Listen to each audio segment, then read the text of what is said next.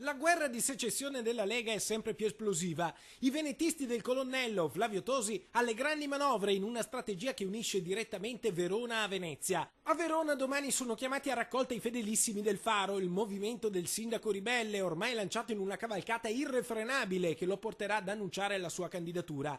A Venezia invece l'epicentro dei primi focolai di rivolta è il Consiglio regionale, dove oggi nasce il gruppo filotosiano Verso Nord, Popolo Veneto, pilotato dal veneziano Daniele Stival, il primo assessore della giunta Zaia che lascia il partito. Con lui ci sono Giuseppe Stoppato e Diego Bottaccin, che seguono a 10 giorni di distanza la scia del primo gruppo ispirato da Flavio Tosi, Impegno Veneto, fondato dal presidente della Liga Luca Baggio e da Matteo Toscani. Insomma, la diaspora continua e mai come oggi il Carroccio è un porto di mare tra chi entra e chi esce. Riesaminare alcuni di coloro che sono stati allontanati senza motivo, senza senso, senza aver fatto niente di male perché stavano antipatici a qualcuno. E Matteo Salvini da Milano, alla conclusione del Consiglio federale, il primo senza il segretario nazionale decaduto, a ribadire che verranno riesaminati i casi degli espulsi veneti dell'era tosiana della Lega e molti sono i veneziani. Poi c'è la questione della sospensione di Alberto Semenzato, le sue scuse sono accettate e perdonato e reintegrato.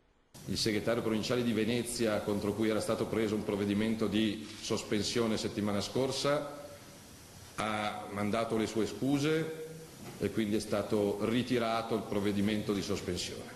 Alberto Semenzato ringrazia e riprende posto nella Lega, mentre già arriva una stoccata a Francesca Zaccariotto che sembrava in procinto di rientro ma che la Lega esclude dalla corsa per la poltrona di sindaco di Venezia. L'election day è fissato per il 31 maggio e l'alfiere scelto dal Carroccio sarà Gianangelo Bellati, 53 anni, direttore dell'Union Camere del Veneto. La Lega, e devo ammettere che è stato il primo partito che si è aperto nei confronti delle liste civiche, ci ha invitati, ha fatto venire tutte le liste civiche di questo polo e ha proposto di scegliere uno dei nostri candidati.